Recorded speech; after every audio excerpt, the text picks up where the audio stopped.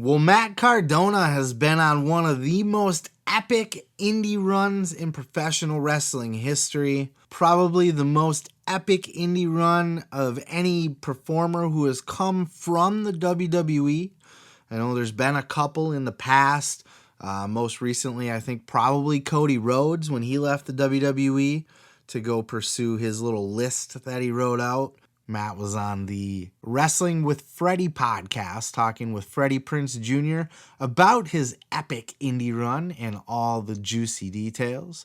Check out this clip. People were tweeting me about this guy, Nick Gage. And I heard about him. There was a dark side of the ring. I couldn't even get through the episode. It was so disgusting. Yeah. You know, I'm like, I don't want anything to do with this guy. But the tweets kept happening and happening and happening. And I said, well, you know, sometimes in wrestling, you got to give the people what they want, right? And I knew this would create some buzz. I could have never imagined the buzz it did create. It has changed my career. It has changed my life.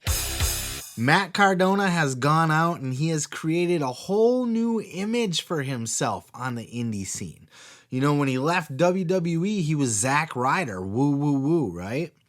And then he popped up in AEW for a hot cup of coffee, and he was basically Zack Ryder under the name Matt Cardona there too, right?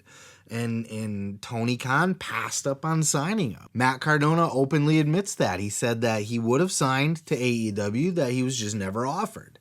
So what does that tell you when a guy, because Matt Cardona is a great talent. And so the only reason that you would pass him up is because you don't want to get that reputation of just bringing in all the washed up WWE guys.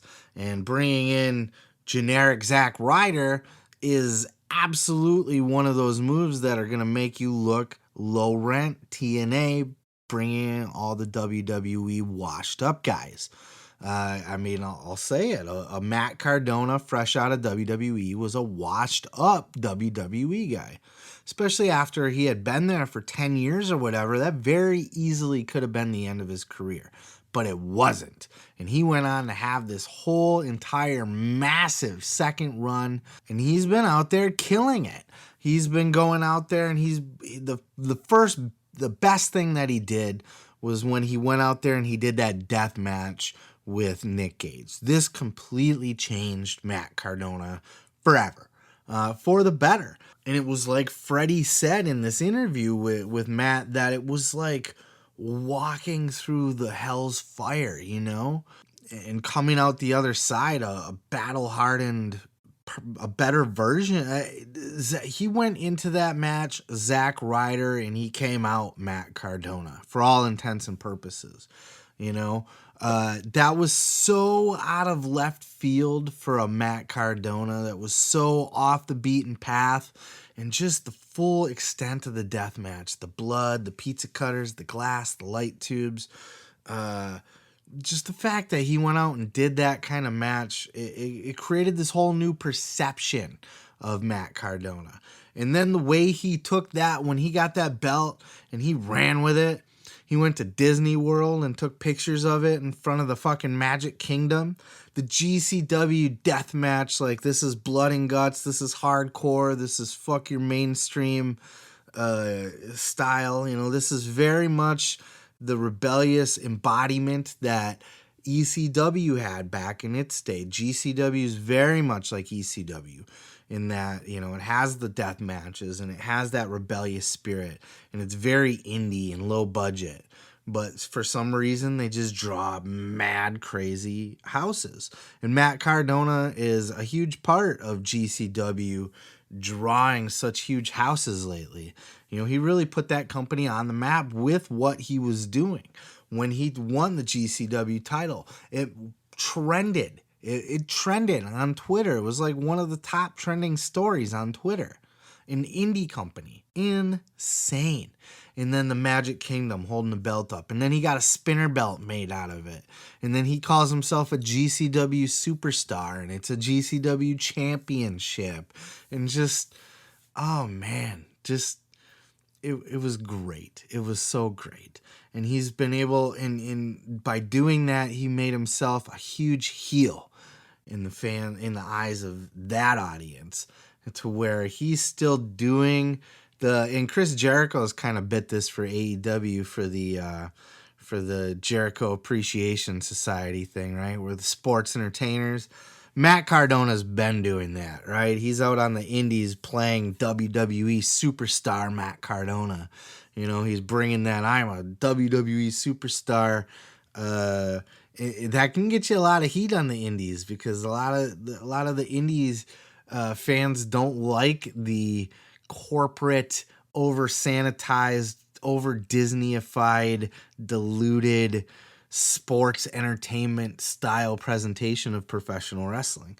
Matt Cardona's been out there doing it, and ever since then he's gotten his wife Chelsea involved, and they've been out there just fucking playing the it couple, for lack of a better term, that just gets tons of heat.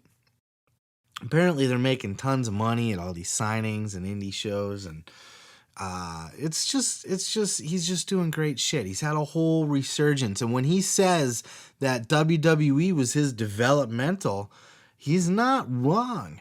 And not that WWE is less than. It's not developmental in a way that it's less than where he is now. It's that he's on the best run of his entire career. Everything that led up until now was preparing him for this run. He's making more money than he ever has.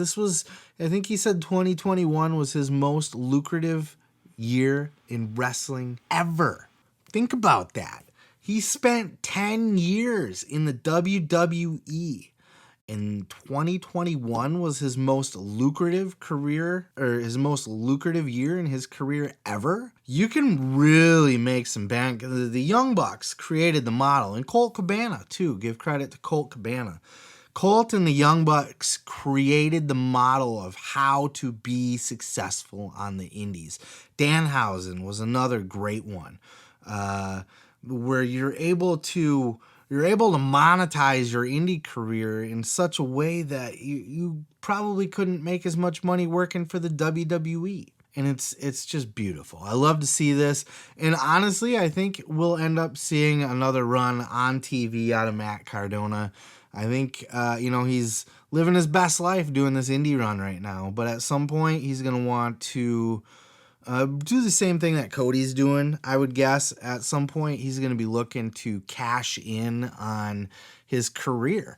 And, I say this a lot because this is how I would do it if I was able to, if I was at that level. But I think it's the smartest way to work your career is when you're ready to finish up. I said this earlier with FTR too.